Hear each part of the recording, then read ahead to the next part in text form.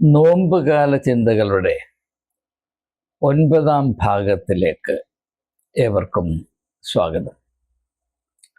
ഇന്ന് യേശു തൻ്റെ പരസ്യ ശുശ്രൂഷ ആരംഭിച്ച സമയത്ത് ആദ്യമായി വിളിച്ചറിയിച്ച ഒരു ആത്മീയ നിർദ്ദേശത്തെ കേന്ദ്രീകരിച്ച് ചില ചിന്തകൾ, അത് യേശുവിൻ്റെ പരസ്യ ശുശ്രൂഷയുടെ പ്രത്യേകിച്ച് അവൻ്റെ തന്നെ നോമ്പുകാല അനുഭവങ്ങളുമായി വളരെയധികം ആത്മീയമായ അടുപ്പമുണ്ട് എന്നതുകൊണ്ട് ഈ തരുണത്തിൽ അത് ധ്യാനിക്കുന്നത്, അതിൻ്റെ അർത്ഥങ്ങളുമായി പരിചയം സമ്പാദിക്കുന്നത് ഉചിതമാണ് എന്നതുകൊണ്ടാണ് മത്തായിയുടെ സുവിശേഷം 4-ാം അധ്യായത്തിൻ്റെ 17-ാം വാക്യത്തിൽ നാം വായിക്കുന്നത് പോലെ, ദൈവരാജ്യം സമീപിച്ചിരിക്കയാൽ മാനസാന്തരപ്പെടുവീൻ. മാനസാന്തരപ്പെടുക, നോമ്പിൻ്റെ അനുഭവം ഒരു മാനസാന്തരത്തിൻ്റെ അനുഭവമായി തീരണം എന്നതാണ് ഈ വീഡിയോയുടെ ആകമാനമായ ആത്മീയ ദർശനം. അത് വ്യക്തമായി ചിന്തിക്കേണ്ടതിന് സഹായിക്കുന്ന വിധത്തിൽ മത്തായിയുടെ സുവിശേഷത്തിൽ തന്നെ 15-ാം അധ്യായത്തിൽ രേഖപ്പെടുത്തിയിരിക്കുന്ന സംഭവം, കനാന്യ സ്ത്രീ അവളുടെ മകളുടെ ദുരവസ്ഥയിൽ യേശുവിൻ്റെ സഹായം തേടി വരുമ്പോൾ യേശു അവളോട് പ്രതികരിക്കുന്ന വിധം, മക്കൾക്കുള്ളത് നായ്ക്കൾക്ക് എറിഞ്ഞു കൊടുക്കുന്നത് നല്ലതല്ല എന്ന പ്രസ്താവന, അതിനോട് അവൾ പ്രതികരിക്കുന്ന വിധം, നായ്ക്കുട്ടികളും യജമാനൻ്റെ മേശയുടെ കീഴിൽ നിന്ന് വീഴുന്ന അപ്പനുറുക്കുകൾ കൊണ്ട് ജീവിക്കുന്നില്ലയോ എന്ന ചോദ്യം, ആ ചോദ്യത്തിൽ വളരെ സന്തോഷിച്ച് എൻ്റെ അർത്ഥം അറിഞ്ഞ് മാനിച്ച് നിൻ്റെ വിശ്വാസം പോലെ നിനക്ക് ഭവിക്കട്ടെ എന്ന് യേശു അവളോട് പറയുന്നു. ഈ രണ്ട് സംഭവങ്ങൾ കൂട്ടിച്ചേർത്ത് ചില ചിന്തകൾ നിങ്ങളുമായി പങ്കിടുക എന്നതാണ് ലക്ഷ്യം. ഇത് ഒരു പഠനം എന്ന വിധത്തിലാണ് വിഭാവന ചെയ്തത് എന്നതുകൊണ്ട് ഞാൻ നോട്ട്സ് എഴുതിയിട്ടുണ്ട്. അതുകൊണ്ട് ശിഷ്ടമുള്ള സമയം നോട്ട്സിൽ മാത്രം കേന്ദ്രീകരിച്ച് ചില അടിസ്ഥാന ആശയങ്ങൾ പരിചിതമാകേണ്ട വിധത്തിൽ സാവകാശത്തിൽ ചിന്തിച്ച് ഒരുമിച്ച് അന്വേഷിച്ച് മനസ്സിലാക്കി നമുക്ക് മുൻപോട്ട് പോകാൻ ഇടയാകട്ടെ എന്ന പ്രാർത്ഥനയിൽ നിങ്ങളുടെ ശ്രദ്ധ ഈ നോട്ട്സിലേക്ക് ഞാൻ ക്ഷണിക്കാം. ഇവിടെ ഞാൻ ആദ്യം രേഖപ്പെടുത്തിയിരിക്കുന്നത് പോലെ മാനസാന്തരപ്പെടുവീൻ. ഈ ഒരു ചിന്തയുടെ ആകമാനമായ കേന്ദ്രബിന്ദു നമ്മുടെ ഇപ്പോഴത്തെ അവസ്ഥ, യേശു ഉപയോഗിച്ച പ്രതീകങ്ങൾ അല്ലെങ്കിൽ ഈ സംഭവത്തിൽ ഉൾപ്പെട്ടിരിക്കുന്ന പ്രതീകങ്ങളുടെ വെളിച്ചത്തിൽ അല്ലെങ്കിൽ അവയുടെ സഹായത്തോടെ നാം ഒന്ന് രൂപീകരിച്ചെടുത്താൽ, നമ്മുടെ ഇപ്പോഴത്തെ അവസ്ഥ നാം മതപരമായ നായ്ക്കളാണ്. എന്നാൽ ആ അവസ്ഥയിൽ നിന്ന് മാറി ആത്മീയമായി ദൈവമക്കളായി ഉയർത്തപ്പെടണം അല്ലെങ്കിൽ രൂപാന്തരം പ്രാപിക്കണം. ഇതായിരിക്കണം നോമ്പിൻ്റെ ലക്ഷ്യം. നമ്മുടെ ഇപ്പോഴത്തെ അവസ്ഥ മതപരമായി നാം നായ്ക്കളുടെ അവസ്ഥയിലാണ് എന്ന് പറഞ്ഞാൽ, യജമാനൻ്റെ മേശയിൽ നിന്ന് വല്ലതും വീഴാൻ സാധ്യമാണോ, എപ്പോഴാണ് വീഴുന്നത്, വീണാൽ എനിക്ക് കിട്ടുമോ അതോ വല്ലവരും കൊണ്ടുപോകുമോ, കിട്ടണം. ഞാൻ വേറൊരു വീഡിയോയിൽ പറഞ്ഞതുപോലെ നാം എല്ലാവരും മതപരമായ കിട്ടന്മാരാണ്. ഇത് വളരെ അപഹാസ്യമായൊരവസ്ഥയാണ്. അതിൽ നിന്ന് വ്യത്യസ്തത പ്രാപിച്ച് നാം ദൈവമക്കളായി ഉയർത്തപ്പെടണം. യോഹന്നാന്റെ സുവിശേഷം 1-ാം അധ്യായത്തിലെ 12-ാം വാക്യം, അവനിൽ വിശ്വസിച്ച് അവനെ കൈക്കൊള്ളുന്ന ഏവർക്കും ദൈവമക്കളാകുവാൻ അവൻ അധികാരം കൊടുത്തു. വലിയൊരു അവസ്ഥ പ്രാപിക്കുന്ന അനുഗ്രഹിക്കപ്പെട്ട ഒരു സന്ദർഭമായി 2026-ാം ആണ്ടിലെ നോമ്പ് കാലം നമുക്ക് പ്രയോജനപ്പെടുത്തേ എന്നതാണ് ഈ ധ്യാനത്തിൻ്റെ ഉള്ളിലുള്ള പ്രാർത്ഥന എന്ന് ഞാൻ ഒന്ന് വെളിപ്പെടുത്തുകയാണ്. ഈ ധ്യാനം മുഴുവനും നിയന്ത്രിക്കുന്ന ചിന്ത ഇതായിരിക്കും. ഞാൻ എന്തുകൊണ്ടാണ് നാം മതപരമായി നായ്ക്കുട്ടികളെ പോലെയാണ് എന്ന് പറയാൻ ഇടയായത്? ബഹുഭൂരിപക്ഷം ആളുകളും അവരുടെ മത ആചാരങ്ങളെ നിലനിർത്തുന്നതും ദൈവത്തോട് ഭക്തിയുണ്ട് എന്ന് സ്വയം ധരിക്കുന്നതും മറ്റുള്ളവരെ ധരിപ്പിക്കാൻ തത്രപ്പെടുന്നതുമൊക്കെ ഏക ലക്ഷ്യത്തോടു കൂടിയാണ് ദൈവത്തിൽ നിന്ന് ഏറ്റവും കൂടുതൽ ആനുകൂല്യങ്ങൾ പ്രാപിക്കണം. നാം ദൈവ ആനുകൂല്യങ്ങളെ മാത്രം കേന്ദ്രീകരിച്ച് അവയെ കാംക്ഷിച്ച് അതെവിടെ കിട്ടുമോ എന്ന് അന്വേഷിച്ച് നടക്കുന്നവരാണ്. എന്നാൽ അതേസമയം വേദപുസ്തകം വെളിപ്പെടുത്തുന്നത് മനുഷ്യരുമായി കൂട്ടായ്മ ആചരിക്കുവാൻ വ്യഗ്രത അനുഭവിക്കുന്ന ഒരു ദൈവത്തെ, മനുഷ്യരുമായി കൂട്ടായ്മ ആചരിക്കുവാൻ ആഗ്രഹിക്കുന്ന ഒരു ദൈവത്തെയാണ് വേദപുസ്തകം വെളിപ്പെടുത്തുന്നത്. പക്ഷെ നമ്മെ സംബന്ധിച്ചിടത്തോളം അങ്ങനെയുള്ളൊരു ദൈവത്തിൽ വലിയ താല്പര്യമൊന്നുമില്ല. നമുക്കെന്തെങ്കിലും ആനുകൂല്യം, അർഹിക്കാത്ത ആനുകൂല്യം നൽകാൻ മനസ്സുള്ള ദൈവം എവിടെയുണ്ട് എന്ന് അന്വേഷിച്ചിട്ടുള്ള യാത്രയാണ്. അപ്പോൾ ദൈവം എന്തുകൊണ്ട് മനുഷ്യരുമായി കൂട്ടായ്മ ആചരിക്കുന്നു എന്ന് ചോദിച്ചാൽ അതിൻ്റെ ഉത്തരം ലളിതമാണ്. ദൈവം സ്നേഹം തന്നെ. സ്നേഹത്തിൻ്റെ സ്വഭാവം കൂടെ ആയിരിക്കാൻ ആഗ്രഹിക്കുക, കൂട്ടായ്മ ആചരിപ്പാൻ ആഗ്രഹിക്കുക എന്നുള്ളതാണ്. അതുകൊണ്ടാണ് ഉൽപ്പത്തി പുസ്തകം 3-ാം അധ്യായത്തിൻ്റെ 9-ാം വാക്യത്തിൽ ദൈവം ആദാമിനെ അന്വേഷിച്ച് വരുന്നത്. ആദാമേ, നീ എവിടെ? എന്നിൽ നിന്ന് നീ വേറിട്ട് പോയല്ലോ. അപ്പോൾ കൂട്ടായ്മ ആഗ്രഹിക്കുന്ന ദൈവത്തിന് മാത്രമേ മനുഷ്യൻ അകൽച്ചയിലായി പോയാൽ അതിൽ വേദന അനുഭവപ്പെടുകയും ആ അവസ്ഥയ്ക്ക് മാറ്റം വരുത്തുന്നതിന് വേണ്ടി ഒരു ഇടപെടൽ നടത്തുവാനുള്ള മനസ്സും ഉണ്ടാകുകയുള്ളൂ എന്നതാണ് അവിടെ വെളിപ്പെട്ട് വരുന്നത്. അത് പുതിയ നിയമത്തിലേക്ക് വരുമ്പോൾ കൂടുതൽ ശക്തി പ്രാപിക്കുന്നു.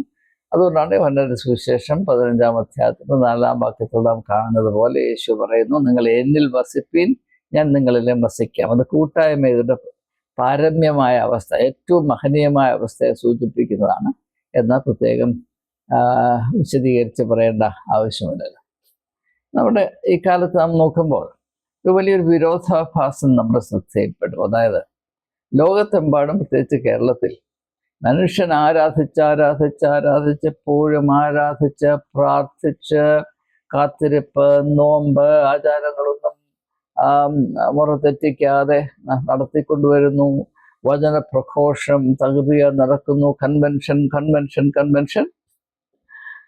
അങ്ങനെ ലോകമെമ്പാടും ആരാധന കൊണ്ട് നിറഞ്ഞിരിക്കുന്നു. പക്ഷേ ദൈവം പരിപൂർണമായും ഏകനാണ്. ദൈവത്തെ സ്നേഹിക്കുകയും കരുതുകയും ചെയ്യുന്ന ആരുമില്ല ഈ ലോകത്ത്. അതിൻ്റെ ഏറ്റവും അവിസ്മരണീയമായ ആവിഷ്കാരമാണ് യേശുവിൻ്റെ ക്രൂശീകരണം. യേശു ക്രൂശിലായിരിക്കുമ്പോൾ അവൻ ഏകനായിരുന്നു. എല്ലാവരും കൈവിട്ട സ്ഥിതിയിൽ ഏകനായിരുന്നു. ദൈവത്തിൻ്റെ അവസ്ഥ ഇതാണ്. ഭൂമിയിൽ 24 മണിക്കൂറും ജനകോടികൾ ദൈവത്തെ ആരാധിക്കുമ്പോൾ ദൈവം ഏകനാണ് എന്ന യാഥാർത്ഥ്യം തിരിച്ചറിയേണ്ട ആവശ്യമുണ്ട് എന്ന് ഈ 2026-ാം ആണ്ടിലെ നോമ്പ് കാലത്തെങ്കിലും വചനത്തിൻ്റെ വെളിച്ചത്തിൽ ഒന്ന് തിരിച്ചറിയാൻ നമുക്കിടയാകട്ടെ എന്ന് ആഗ്രഹിച്ചു പോവുകയാണ്. അതുകൊണ്ടാണ് യോഹന്നാന്റെ സുവിശേഷത്തിൽ ഞാൻ പരാമർശിച്ച ആ ഭാഗം നന്നേ വെളിപ്പെടുത്തുന്നത്. ആത്മീയമായ ലക്ഷ്യം എന്തായിരിക്കണം? ദൈവത്തിൽ നിന്ന് ആനുകൂല്യങ്ങൾ വിലപേശി വാങ്ങുവാനോ അല്ലെങ്കിൽ ഹേമിച്ച് കൈക്കലാക്കാനോ അല്ല, പിന്നെയോ ദൈവത്തിൻ്റെ മക്കളായി നാം രൂപാന്തരപ്പെടുകയും വളരുകയും ചെയ്യണം എന്നതാണ്. മക്കളെങ്കിൽ പിതാവായ ദൈവത്തോട് കൂട്ടായ്മ ആചരിക്കുക, അവനോട് ചേർന്ന് നിൽക്കുക, അവൻ്റെ സ്വഭാവം ആർജിക്കുകയും ആ സ്വഭാവത്തെ നമ്മുടെ വ്യക്തിത്വത്തിലും അതിൻ്റെ പ്രവൃത്തികളിലും കൂടെ വെളിപ്പെടുത്തുകയും ചെയ്യുക.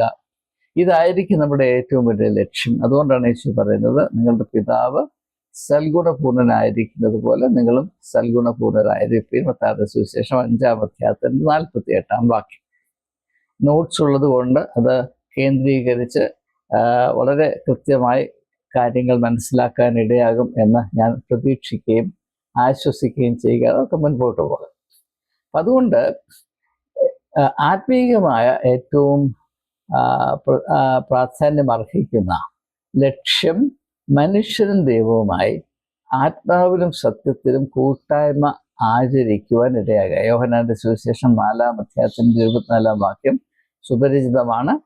ദൈവം ആത്മാവാകുന്നു, അവനെ നമസ്കരിക്കുന്നവർ ആത്മാവിലും സത്യത്തിലും നമസ്കരിക്കണം എന്ന് പറഞ്ഞാൽ ദൈവത്തോട് യഥാർത്ഥത്തിൽ കൂട്ടായ്മ പാലിപ്പാൻ മനുഷ്യർക്ക് ഇടയാകണം. പക്ഷെ അത് ഇടയാകണമെങ്കിൽ നമ്മുടെ ഇപ്പോഴത്തെ അവസ്ഥയിൽ ഗണ്യമായ ഒരു മാറ്റം വരേണ്ട ആവശ്യമുണ്ട്. നമ്മുടെ ഇപ്പോഴത്തെ അവസ്ഥയിൽ ദൈവ സ്വഭാവവും നാമുമായി പൊരുത്തപ്പെട്ടു പോകുവാൻ വളരെ പ്രയാസമാണ്. പാപം എന്ന അവസ്ഥ, അതിൻ്റെ പ്രത്യേകത എന്താണെന്ന് ചോദിച്ചാൽ ദൈവ സ്വഭാവവും നമ്മുടെ സ്വഭാവവും തമ്മിൽ ചേർച്ചയില്ല എന്നത് തന്നെയാണ്. അതുകൊണ്ട് തന്നെ ദൈവിക ലക്ഷ്യങ്ങൾക്ക് ഉതകുന്ന അല്ലെങ്കിൽ അനുയോജ്യമായ ഉപകരണങ്ങളായി നമ്മുടെ വ്യക്തിത്വം ഇനിയും രൂപപ്പെട്ടിട്ടില്ല എന്നതാണ്. നമ്മൾ ഉദാഹരണം പറഞ്ഞാൽ, നമ്മൾ ഒരു ആശാരിയെ വിളിച്ച് ഒരു മേശയൊക്കെ പണിയാൻ പറയുന്നു, അതിനുള്ള തടിയൊക്കെ കൊടുക്കുന്നു. ആശാരി അതൊക്കെ കീറി മുറിച്ച് ചില കാര്യങ്ങളൊക്കെ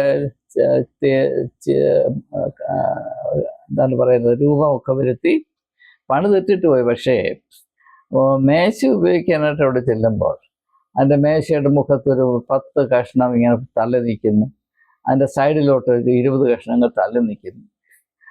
തടിയെല്ലാം അവിടെ തന്നെയുണ്ട്, ആശാരി തടിയൊന്നും മുഷിക്കൊണ്ട് പോയില്ല. പക്ഷേ ഈ മേശ നമുക്ക് ഉപയോഗിക്കാൻ വയ്യ. മേശ പണിത് പക്ഷേ ഉപയോഗശൂന്യമാണ്, ഉള്ളതും ഇല്ലാത്തതും കണക്കാണ്. ഇതുപോലെയാണ് ദൈവത്തിൻ്റെ പദ്ധതിയിൽ നമ്മുടെ അവസ്ഥ എന്ന് തിരിച്ചറിയേണ്ട ആവശ്യമുണ്ട്. നമ്മുടെ സ്വഭാവം അനുസരിച്ച് നാം ദൈവികമായ പദ്ധതിക്കുള്ളിൽ ഇടം പിടിക്കുവാനോ ദൈവിക ലക്ഷ്യത്തെ ഈ ലോകത്തിൽ യാഥാർത്ഥ്യമാകത്തക്കവണ്ണം പ്രവർത്തിക്കുവാനുള്ള ആത്മീകമായ ക്ഷമതയോ ഇല്ലാത്ത അവസ്ഥയിലാണ്. അതുകൊണ്ടാണ് യേശു പഠിപ്പിച്ച പ്രാർത്ഥനയിൽ നിന്റെ ഹിതം സ്വർഗത്തിലെ പോലെ ഭൂമിയിലുമാകണമേ എന്ന് പ്രാർത്ഥിക്കാൻ പഠിപ്പിച്ചതിൻ്റെ അർത്ഥം, അപ്രകാരമായിത്തീരുവാൻ ഞങ്ങൾ അധ്വാനിക്കേണ്ടതിന് അതിന് ഉതകുന്ന വ്യക്തിത്വവും സ്വഭാവ ഗുണങ്ങളും ഞങ്ങൾക്ക് നൽകണമേ എന്നാണ് അതിൻ്റെ അർത്ഥമെന്നാണ് എനിക്ക് മനസ്സിലാക്കുവാനിടയായിട്ടുള്ളത്. അപ്പോൾ എന്തുകൊണ്ടാണ് നമുക്കിപ്പോൾ ദൈവികമായ പദ്ധതികൾ അല്ലെങ്കിൽ താല്പര്യങ്ങൾക്കനുസരിച്ച് ജീവിക്കുവാനും പ്രവർത്തിക്കുവാനും ഇടയാകാത്തത് എന്ന് ഞാൻ പലപ്പോഴും അന്വേഷിച്ചിട്ടുണ്ട്. അപ്പോഴൊക്കെ എൻ്റെ മനസ്സിൽ വന്നിട്ടുള്ള ഒരു തിരിച്ചറിവ്, നമ്മുടെ അടിസ്ഥാന എന്താണ് പറയുന്നത് അംശം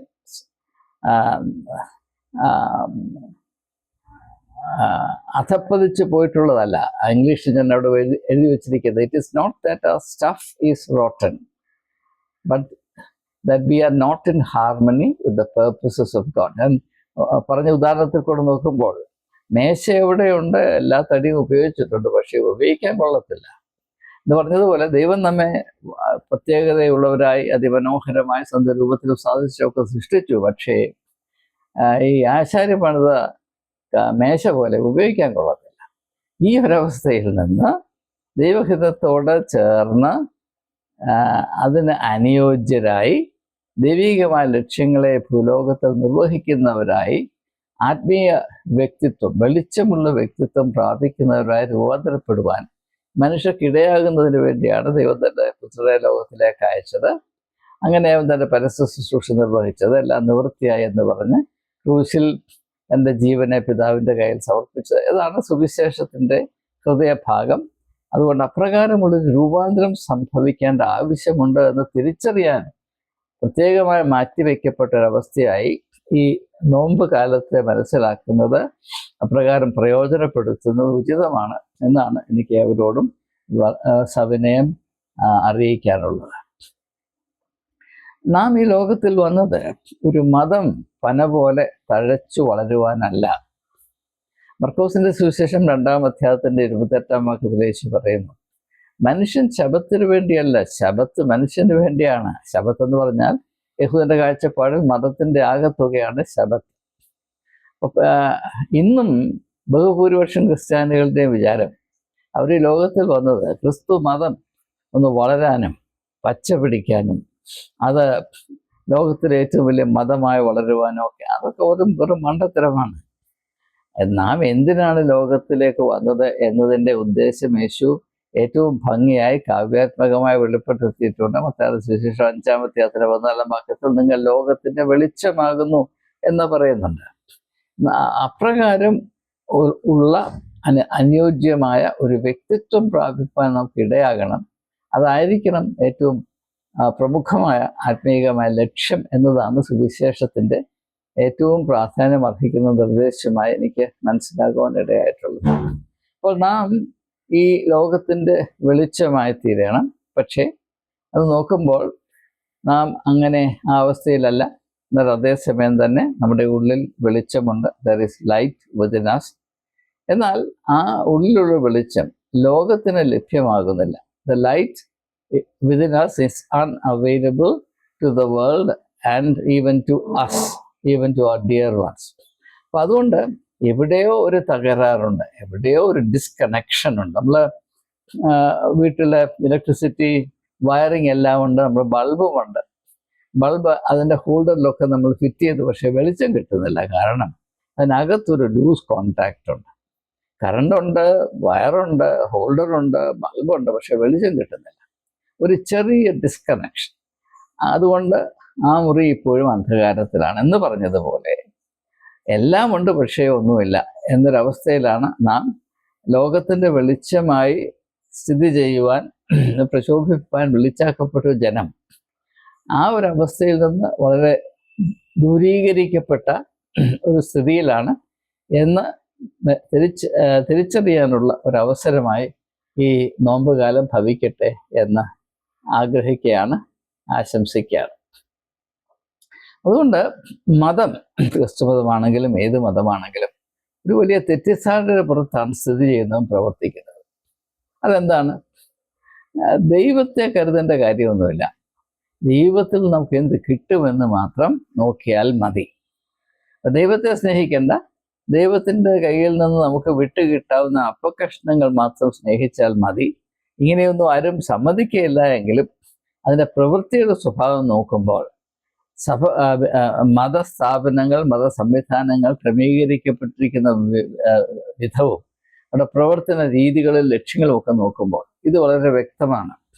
ദൈവത്തെ കരുതുന്നവരാരുമില്ല. ദൈവത്തിൻ്റെ കയ്യിൽ നിന്ന് വല്ലതും കിട്ടിയാൽ സന്തോഷം. ഈ വിധത്തിൽ മാത്രമാണ് മനുഷ്യൻ അവൻ്റെ മതപരമായ ജീവിതം, ആത്മീയമായ ജീവിതത്തെ പറ്റി അല്ല ഞാൻ ഈ പറയുന്നത്. മതപരമായ ജീവിതം ഇന്നും നിലനിർത്തുന്നത്, ആചരിച്ചു വരുന്നത് എന്ന് മനസ്സിലാക്കുക. അപ്പോൾ അതുകൊണ്ടാണ് ആ കനാന്യ സ്ത്രീ യേശുവിനെ സമീപിക്കുന്ന കർത്താവിന്റെ സുവിശേഷം 15-ാം അധ്യായത്തിൽ ഞാൻ പരാമർശിച്ചതുപോലെ, ഒരു കനാന്യ സ്ത്രീ അന്യയാണവൾ. അവൾ യഹൂദ സ്ത്രീ അല്ല. യഹൂദന്മാരുടെ മധ്യത്തിൽ ശുശ്രൂഷ ചെയ്യാനോ എന്ന കർത്താവ് അവൻ്റെ കയ്യിൽ നിന്ന് സ്വന്തം മകൾ അവളുടെ ദുരവസ്ഥയ്ക്ക് ആശ്വാസം ലഭിക്കേണ്ടതിന് വളരെ തത്രപ്പെട്ട് ദൂരെ നിന്ന് ഒരു സ്ത്രീ വരുമ്പോൾ യേശു ആദ്യം അവളോട് അവഗണന പാലിക്കുന്നു. അവരുടെ ശിഷ്യന്മാരോട് വന്ന് അവൾ നന്നേ ബുദ്ധിമുട്ടിക്കുന്നു, വല്ലതും അവൾക്ക് ആശ്വാസമായി പറഞ്ഞു കൊടുക്കും എന്ന് പറയുമ്പോഴാണ് യേശു അവളോട് പറയുന്നത്, മക്കൾക്കുള്ള അപ്പം നായ്ക്കുട്ടികൾക്ക് എറിഞ്ഞു കൊടുക്കുന്നത് നന്നല്ല എന്ന് പറയും. അപ്പോൾ അവിടെ ഇത് വളരെ ഹൃദയശൂന്യമായ, വളരെ മനക്കട്ടിയുള്ള, അല്ലെങ്കിൽ ആർദ്രത അല്പം പോലും ഇല്ലാത്തൊരു പ്രതികരണമാണ് നമുക്ക് തോന്നിയാലും അതിൽ ഒരു വലിയ മർമ്മം അടങ്ങിയിട്ടുണ്ട് എന്ന് തിരിച്ചറിയേണ്ട ഒരാവശ്യമുണ്ട്. അതെന്താണെന്ന് ചോദിച്ചാൽ, ഇതുവരെ ഞാൻ സൂചിപ്പിച്ച് കഴിഞ്ഞതുപോലെ എല്ലാ മതത്തിലും ഈ കനാന്യ സ്ത്രീക്കും അവരുടേതായ മതവും മതത്തിൻ്റെതായ ആചാരങ്ങളെ നിലനിർത്തുന്ന ചില സങ്കല്പങ്ങളും പ്രത്യാശകളും ഒക്കെ ഉണ്ടായിരുന്നു. ലോകത്തിലുള്ള എല്ലാ മതങ്ങളും ഈ കാര്യത്തിൽ ഒന്നുപോലെ തന്നെയാണ്. അതായത് നമുക്ക് ദൈവമക്കളായി തീരേണ്ട ആവശ്യമൊന്നുമില്ല, പക്ഷെ മക്കളുടെ അവകാശം നമുക്ക് കിട്ടണം. മക്കളാകാൻ മനസ്സില്ല, പക്ഷേ മക്കളുടെ അവകാശം വേണം. അതിന് മാർഗം വല്ലതും ഉണ്ടോ എന്ന് അന്വേഷിച്ചിങ്ങനെ നടക്കുകയാണ്. അതുപോലെ അപലപനീയമായ ഒരവസ്ഥയാണ്. അത് തിരിച്ചറിയുന്നതിന് വേണ്ടിയാണ് യേശു വളരെ കട്ടിയുള്ള പദങ്ങൾ ഉപയോഗിച്ച് മക്കൾക്കുള്ളത് നായ്ക്കൾക്ക് എറിഞ്ഞു കൊടുക്കുന്നത് നല്ലതല്ല എന്ന് പറയുന്നത്. അപ്പം നമ്മുടെ വിചാരം, നമ്മൾ മക്കളൊന്നും ആകണ്ട, നമ്മൾ പട്ടിയെപ്പോലെ മതപട്ടികളായിരുന്നാൽ മതി. പുരോഹിതന്മാരുടെ റെക്കമെൻഡേഷനിൽ മക്കൾക്കുള്ള അപ്പക്കഷ്ണം നമുക്ക് കിട്ടും എന്നതാണ് വാസ്തവത്തിൽ നമ്മെ അടക്കി ഭരിക്കുന്ന ആ ഒരു മതദർശനം. അത് ആത്മീയമായ സത്യം അല്പം പോലും ഇല്ലാത്തൊരവസ്ഥയാണ്. ഇതിൽ അടങ്ങിയിരിക്കുന്ന പാപ്പരത്വം, സത്യമില്ലായ്മ, അധപ്പതനം തിരിച്ചറിയേണ്ട ഒരു അത്യാവശ്യമുണ്ട്. അപ്രകാരമുള്ളൊരു തിരിച്ചറിവ് 2026 ആണ്ട് ലെൻറ്റിൽ അല്ലെങ്കിൽ നോമ്പിൽ നടക്കട്ടെ. അപ്പോൾ അതുകൊണ്ട് what is the purpose of this lent? ഞാനിവിടെ വളരെ ലളിതമായി എഴുതിയിട്ടുണ്ട്. Today we are religious dogs. ഇത് യേശു ഉപയോഗിച്ച പ്രതീകമായതുകൊണ്ട് എനിക്ക് ഉപയോഗിക്കാം. യേശു പറഞ്ഞു, മക്കൾക്കുള്ളത് നായ്ക്കുട്ടികൾക്ക് എറിഞ്ഞു കൊടുക്കരുത്. ആരാണ് നായ്ക്കുട്ടികൾ? മക്കളുടെ സ്ഥാനം പ്രാപിക്കാതെ മേശയുടെ മുകളിൽ നിന്ന് വല്ലതും വീഴുമോ, അപ്പകഷ്ണം വീഴുമോ, അത് നക്കി തിന്നാം എന്ന് മാത്രം താല്പര്യപ്പെട്ട് ഈ കൂട്ടത്തിൽ വന്നിരിക്കുന്നവർ വെറും നായ്ക്കളാണ്, മത നായ്ക്കളാണ്, അല്ലെങ്കിൽ മത പട്ടികളാണ് എന്നതാണ് യേശു അല്പം പോലും ദാക്ഷിണ്യമില്ലാതെ ഇങ്ങനെ പറയുന്നത്. കാരണം അത് ദാക്ഷിണ്യം അർഹിക്കുന്നില്ല എന്നതുകൊണ്ടാണ്. അതുകൊണ്ട് ഞാൻ അവിടെ എഴുതിയിരിക്കുന്നത്, today we are religious dogs waiting for crumbs to fall. അത് മനഃപൂർവ്വം നൽകുന്നതല്ല, ആകസ്മികമായി വീണു പോകുന്നു. ആ വീഴുന്നത് പെട്ടെന്ന് ചാടി നക്കിയെടുക്കാം എന്ന വിധത്തിൽ യജമാനന്റെ മേശയുടെ കീഴിൽ ഇങ്ങനെ കെട്ടി കാത്തു കിടക്കുന്ന മതപട്ടികളാണ് നാം. ഈ അവസ്ഥ വളരെ ശോചനീയമാണ്. അതിൻ്റെ ദുരവസ്ഥ തിരിച്ചറിയാൻ നാം കൂട്ടാക്കണം. അങ്ങനെ നമ്മുടെ അവസ്ഥ ആയതുകൊണ്ടാണ് നാം ഈ മത ആൾ ദൈവങ്ങളെ അന്വേഷിച്ച് അവിടെയും ഇവിടെയും പോകുന്നു. നമ്മുടെ കേരളത്തിൽ ഇഷ്ടം പോലെ ഈ കാട്ടുകള്ളന്മാർ ഭക്തിയുടെ പരിവേഷം അണിഞ്ഞ് നടക്കുന്നുണ്ട്. അവിടെ ഒന്ന് ലിസ്റ്റ് വായിച്ച് അവരുടെ പേരുകൾ ഉച്ചരിച്ച് ഞാൻ നിങ്ങളെ കർണപുടങ്ങളെ മലീമസമാക്കാൻ താല്പര്യപ്പെടുന്നില്ല. പക്ഷേ അവരെ അന്വേഷിച്ച ആളുകൾ നാടും കടലും താണ്ടി എത്തും. അവർക്ക് കയ്യിലുള്ളത് മുഴുവനും കൊടുക്കും, സ്വർണമാണെങ്കിലും പണമാണെങ്കിലും കൊടുക്കും. അപ്പോൾ മതത്തിൻ്റെ തട്ടുകട നടത്തുന്ന ഈ മാന്യന്മാർ, ഞാൻ അങ്ങനെ തന്നെയാണ് അവിടെ എഴുതി വെച്ചിരിക്കുന്നത്, റിലിജിയസ് തട്ടുകട. ആരാണ് ഈ ആൾ ദൈവങ്ങൾ? മതത്തിൻ്റെ തട്ടുകട, ദൈവത്തിൻ്റെ തട്ടുകട, ദൈവത്തിൻ്റെ എന്ന് പറഞ്ഞാൽ ദൈവത്തിൻ്റെ അനുഗ്രഹങ്ങളുടെ തട്ടുകട നടത്തുന്ന ചില്ലറ വ്യാപാരികളാണ് ഇവർ. അവരുടെ അടുത്ത് പോയി ക്യൂ നിൽക്കുകയും അവർ പറയുന്ന പോലൊക്കെ ചെയ്യുകയും വെറും വിഡ്ഢിത്തരം മാത്രം കാണിക്കുകയും ചെയ്യുന്ന വിധത്തിൽ മനുഷ്യൻ അധപ്പതിച്ചു പോകുന്നത് ഈ ഒരു യാഥാർത്ഥ്യം കൊണ്ടാണ്. ദൈവത്തോട് ആർക്കും താല്പര്യമില്ല. മേശയുടെ കീഴിൽ കിടക്കുന്ന പട്ടികളെ പോലെ വല്ലതും മേശപ്പുറത്തു നിന്ന് വീഴുമോ അതുമാത്രം കാത്ത് ഇരിക്കുന്ന ഈ ഒരവസ്ഥ, ഇതിൽ നിന്ന് വിടുതൽ പ്രാപിക്കാതെ നമുക്ക് മനുഷ്യത്വത്തിൻ്റെ മാഹാത്മ്യം എന്താണെന്ന് ഒരിക്കൽ പോലും തിരിച്ചറിയാൻ സാധിക്കുകയില്ല. യഥാർത്ഥത്തിൽ മനുഷ്യൻ്റെ ആത്മീയമായ സാധ്യതയോ ധർമ്മവും എന്താണ് എന്നറിയുവാൻ സാധ്യമല്ല എന്ന ആത്മീയ സത്യം ഒന്ന് തിരിച്ചറിയേണ്ട ആവശ്യമുണ്ട് എന്ന് വചനത്തിൻ്റെ വെളിച്ചത്തിൽ ഞാൻ ഒന്ന് സൂചിപ്പിച്ചുകൊള്ളാം. അപ്പോൾ ഈ ഒരു അവസ്ഥയിൽ നിന്ന്, അതായത് മേശയുടെ കീഴിൽ അവിടെ ആകസ്മികമായി വീഴുന്ന അപ്പോറുക്കളെ കാത്തും കൊതിച്ച് വരിക്കുന്ന പട്ടികളുടെ അവസ്ഥയിൽ നിന്ന് ദൈവത്തിൻ്റെ മക്കളായി നാം ഉയരണം. അതാണ് ഈ അന്ത്യാത്താഴം. അന്ത്യാത്താഴത്തിൻ്റെ ലക്ഷ്യം തന്നെ അതാണ്. പക്ഷെ അതാരും പറയാറില്ല. നാം ദൈവത്തോട് കൂടെ പന്തിയിലിരുന്ന് ഒരേ മേശയിലിരുന്ന് ആഹാരം കഴിക്കേണ്ടവരാണ്. അതാണ് നമുക്കുള്ള പദവി. നാം യൂക്രിസ്റ്റ് അല്ലെങ്കിൽ വിശുദ്ധ സംസർഗം അല്ലെങ്കിൽ കുർബാന അല്ലെങ്കിൽ അന്ത്യബലിയൊക്കെ ആചരിക്കുമ്പോൾ തിരിച്ചറിയേണ്ട യാഥാർത്ഥ്യം, നാം മതത്തിൻ്റെ പട്ടികളായി അവിടെയും എവിടെയും വല്ലപ്പോഴും ഏതെങ്കിലും ഒരു അപ്പം നുറുക്കി ഞങ്ങളുടെ വയലോട്ട് വീഴുമോ എന്ന് വിചാരിച്ച് കെട്ടിക്കിടക്കുന്നതിന് പകരം ദൈവത്തിൻ്റെ കൂടെ മേശയിലിരുന്ന് സമൃദ്ധമായ ആഹാരം കഴിക്കാനുള്ള അവകാശം പ്രാപിച്ചവരാണ് നാം. അതിൽ വിശ്വസിക്കുന്നില്ല, നാം അത് പ്രയോജനപ്പെടുത്തുന്നില്ല, അതനുസരിച്ച് വളരുവാൻ നാം കൂട്ടാക്കുന്നില്ല. ആ ഒരു തിരിച്ചറിവ് നമുക്ക് ഉണ്ടാകുന്നതിന് വേണ്ടിയാണ് യേശു തൻ്റെ ശിഷ്യന്മാരുമായി അന്ത്യ കഴിച്ചത്. അന്ത്യ അത്താഴം കഴിക്കുമ്പോൾ അവർക്ക് അപ്പനുറുക്കുകൾ എറിഞ്ഞു കൊടുക്കുകയായിരുന്നില്ല. അവൻ അപ്പമെടുത്ത് നുറുക്കി ഇതിൻ്റെ ശരീരം എന്ന് പറഞ്ഞ് അവർക്ക് കൊടുത്തു. എത്ര മാഹാത്മ്യമേറിയൊരു അനുഭവമാണ്. അതിൻ്റെ അർത്ഥതലങ്ങൾ മനസ്സിലാക്കുവാൻ കൂട്ടാക്കിയിരുന്നെങ്കിൽ നമ്മുടെ ഇടയിൽ ഒരു വലിയ ആത്മീയമായ വിപ്ലവം ഉണ്ടാകുമായിരുന്നു. അപ്പോൾ നാം ദൈവത്തോടുകൂടെ അവൻ്റെ മേശയിലിരുന്ന് പന്തിയിലിരുന്ന് ആഹാരം കഴിക്കേണ്ടവരാണ്. അതാണ് നാം ദൈവമക്കളായി കഴിഞ്ഞാൽ നമ്മുടെ അവകാശമെന്നത്രേ ഇവിടെ സൂചിപ്പിക്കുന്നത്. അതുകൊണ്ട് നാം ദൈവമക്കളായി കഴിഞ്ഞാൽ അതിൻ്റെ ഏറ്റവും പ്രധാനപ്പെട്ട ഊന്നൽ എന്തായിരിക്കുമെന്ന് യോഹന്നാന്റെ സുവിശേഷം 21-ാം അധ്യായത്തിൽ യേശു ശിമോനോട് പ്രത്യേകമായി പറയുന്നുണ്ട്. ശിമോനെ, നീ ഇവയിലധികമായി എന്നെ സ്നേഹിക്കുന്നുവോ? അതുകൊണ്ടാണ് ഞാൻ ഈ ചിന്തയുടെ ആദ്യം തന്നെ പറഞ്ഞത്, നാം സ്നേഹിക്കുന്നത് ദൈവത്തെ അല്ല, പിന്നെയോ ദൈവത്തിൻ്റെ കയ്യിൽ നിന്ന് വല്ലതും കിട്ടാമോ, ആ കിട്ടാൻ സാധ്യതയുള്ളതിനെ മാത്രമാണ് നാം സ്നേഹിക്കുന്നത്. ദൈവത്തെ സ്നേഹിക്കുന്നവർ ഭൂമിയുടെ പരപ്പിലുണ്ടോ എന്നത് സംശയമാണ്. അങ്ങനെ ദൈവത്തെ സ്നേഹിക്കാതെ അവൻ്റെ കയ്യിൽ നിന്ന് വല്ല അനുഗ്രഹവും വീണാൽ അതുടനെ പെറുക്കിയെടുക്കാവുന്ന വിധത്തിൽ ഇങ്ങനെ ഭക്തി നടിച്ചിരിക്കുന്ന ആളുകൾ മതപരമായി തെണ്ടികളാണ്, ഭിക്ഷയാചിക്കുന്നവരാണ്. അവരെ പിന്നെ പട്ടികളോടാണ് യേശു തന്നെ ഉപമിക്കുന്നത് എന്ന് ദയവായി തിരിച്ചറിയുക. അപ്പോസ്തലപ്രവൃത്തിയുടെ പുസ്തകം 3-ാം അധ്യായത്തിൽ സുന്ദരമെന്ന ഗോപുരത്തിൻ്റെ പടിവാതിൽക്കൽ ചെന്ന് ഭിക്ഷയാചിക്കുന്നുണ്ട്. അവന് മനുഷ്യരെ കാണുമ്പോൾ അവരെ വ്യക്തിപരമായി അറിയേണ്ട താല്പര്യമൊന്നും അവനില്ല. അവന് ആകെപ്പാടെ താല്പര്യം അവരുടെ കയ്യിൽ നിന്ന് വല്ലതും വീണ് കിട്ടുമോ. അവിടെയാണ് പത്രോസിനോട് പറയുന്നത്, നീ ഞങ്ങളെ ഒന്ന് നോക്ക്. ദൈവം അത് തന്നെയാണ് നമ്മോട് പറയുന്നത്. വല്ലപ്പോഴുമെങ്കിലും എന്നെ ഒന്ന് നോക്ക്, തെണ്ടി ഇങ്ങനെ ഇരിക്കാതെ വല്ലതും ഒന്ന് നോക്ക്. നമുക്കറിയാം ലൗദോക്യ എഫെസോസിലെ സഭയ്ക്ക് ദൂത് പറയുമ്പോൾ നിന്റെ ആദ്യ സ്നേഹം നീ വിട്ടുകളഞ്ഞു. എന്താണ് ഈ ആദ്യ സ്നേഹം? വ്യക്തിയോടുള്ള സ്നേഹമാണ് ആദ്യ സ്നേഹം. പിന്നുള്ള സ്നേഹങ്ങളോ ആ വ്യക്തിയിൽ നിന്ന് കിട്ടാവുന്ന ആനുകൂല്യങ്ങൾ, അതാണ് ബാക്കിയുള്ള സ്നേഹം. സഭയ്ക്ക് വിട്ടുപോയത് എന്താണ്? ആദ്യ സ്നേഹം. സഭയ്ക്ക് ഇപ്പോൾ ഉള്ളത് എന്താണ്? അല്ലാത്ത സ്നേഹം. എന്താണ് ഈ അല്ലാത്ത സ്നേഹം?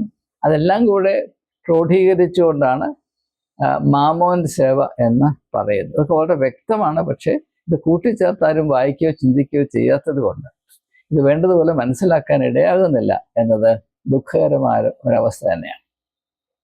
അതുകൊണ്ട് എഫെസോസിലെ സഭയ്ക്ക് പറ്റിയ വലിയ ഇടിവിത് തന്നെയാണ്. അവിടെ ആദ്യ സ്നേഹം നഷ്ടപ്പെട്ടു പോയി. പിന്നെ ഇനി അവശേഷിക്കുന്ന സ്നേഹം മാമോനോടുള്ള സ്നേഹം മാത്രമാണ്. അങ്ങനെ മാമോൻ്റെ സ്നേഹം മാമോനോടുള്ള സ്നേഹം നമ്മെ അടക്കി ഭരിക്കുമ്പോൾ നാം മക്കളല്ല, നാം പട്ടികളായിത്തീരും. ആത്മീകമായ മക്കളാകുന്നതിന് പകരം, ദൈവ മക്കളാകുന്നതിന് പകരം നാം മതത്തിൻ്റെ പട്ടികളായിത്തീരും. പിന്നെ വല്ലയിടത്തും കിട്ടുമോ, എന്താനുകൂല്യം കിട്ടാം എന്ന് മാത്രം അന്വേഷിച്ച് നാം കഴിയും. ഈ ഒരവസ്ഥയിൽ നിന്ന് നമുക്ക് വിടുതൽ പ്രാപിക്കേണ്ട ആവശ്യമുണ്ട്. അതുകൊണ്ടാണ് യേശു പറയുന്നത്, നിങ്ങൾ മാനസാന്തരപ്പെടുകയും. നമ്മുടെ ഇപ്പോഴത്തെ അവസ്ഥ എന്താണ്? ഞാൻ വളരെ ആവർത്തിച്ച് സൂചിപ്പിച്ചതുപോലെ നാം മതത്തിൻ്റെ പട്ടികളാണ്. ഈ ഒരവസ്ഥയിൽ മാറ്റമുണ്ടായേ മതിയാകുകയുള്ളൂ. ആ അവസ്ഥയിൽ നിന്ന് മാറിയിട്ട് നാം അവനിലും അവൻ നമ്മളിലും വസിക്കുന്ന abide in me and I in you എന്ന് യേശു പറയുന്നതിൻ്റെ അനുസരിച്ച് ആ അവസ്ഥയിൽ നാം ദൈവത്തിൻ്റെ മക്കളായി ഉയർത്തപ്പെടുന്ന അനുഗ്രഹിക്കപ്പെട്ട സാധ്യത, അതിൽ വിശ്വസിപ്പാൻ ഇടയാകണം. ആ ഒരു അവസ്ഥയിൽ മാത്രമേ നമുക്ക് ദൈവത്തെ ആരാധിപ്പാൻ, ദൈവമായി കൂട്ടായ്മ ആചരിപ്പാൻ സാധ്യമാകുകയുള്ളൂ. അതുകൊണ്ടാണ് ശമര്യക്കാരി സ്ത്രീയോടുള്ള സംഭാഷണത്തിൽ യേശു പറയുന്നത്, ദൈവം ആത്മാവാകുന്നു, അവനെ നമസ്കരിക്കുന്നവർ ആത്മാവിലും സത്യത്തിലും നമസ്കരിക്കണം. നമ്മുടെ ഇപ്പോഴത്തെ ആരാധന അതിൽ ദൈവമായി കൂട്ടായ്മയില്ല എന്നത് ഒരു യാഥാർത്ഥ്യം തന്നെയാണ്. അതുകൊണ്ടാണ് ഞാൻ പറഞ്ഞത്, ലോകം മുഴുവനും ആരാധന കൊണ്ട് നിറഞ്ഞിരിക്കുന്നു, പക്ഷെ ദൈവം ഏകനാണ്. അവനെ അറിയുകയും അവനെ സ്നേഹിക്കുകയും ചെയ്യുന്ന ആരുമില്ലല്ലോ എന്നൊരു വലിയ ദുഃഖം തിരിച്ചറിയേണ്ട കാലം വൈകിയിരിക്കുന്നു. അതുകൊണ്ട് നാം ദൈവത്തോട് താതാത്മ്യം പ്രാപിച്ചു കഴിയുമ്പോൾ ഈ ലോകത്തോടുള്ള നമ്മുടെ കാഴ്ചപ്പാടും ബന്ധവും പ്രതികരണവും ഇതിൽ നാം അന്വേഷിക്കുന്ന ലക്ഷ്യങ്ങളുമെല്ലാം മാറ്റപ്പെടുകയും നാം ഈ ലോകത്തെപ്പറ്റി ദൈവത്തിൻ്റെ പ്ലാനും പദ്ധതിയും എന്തെന്ന് തിരിച്ചറിഞ്ഞ് എന്നോട് താതാത്മ്യം പ്രാപിച്ച് അത് ഈ ഭൂമിയിൽ നടപ്പാക്കുന്നതിന് വേണ്ടി നമ്മെ തന്നെ പ്രതിഷ്ഠിച്ച് നമ്മുടെ ജീവിതത്തെ ഒന്ന് പുനഃസംഘടിപ്പിക്കുമ്പോൾ നാം ലോകത്തിൻ്റെ വെളിച്ചമായി തീരും. ആ ഒരവസ്ഥയിലേക്ക് വളരുവാൻ 2026 ആണ്ടിലെ നോമ്പുകാല അനുഭവങ്ങൾ നമ്മെ സഹായിക്കട്ടെ എന്ന് ആശംസിച്ചുകൊണ്ട് പ്രാർത്ഥിച്ചുകൊണ്ട് വാക്കുകൾ ഉപസംഹരിക്കുന്നു. ഏവർക്കും ഒരിക്കൽ കൂടെ നമസ്കാരം.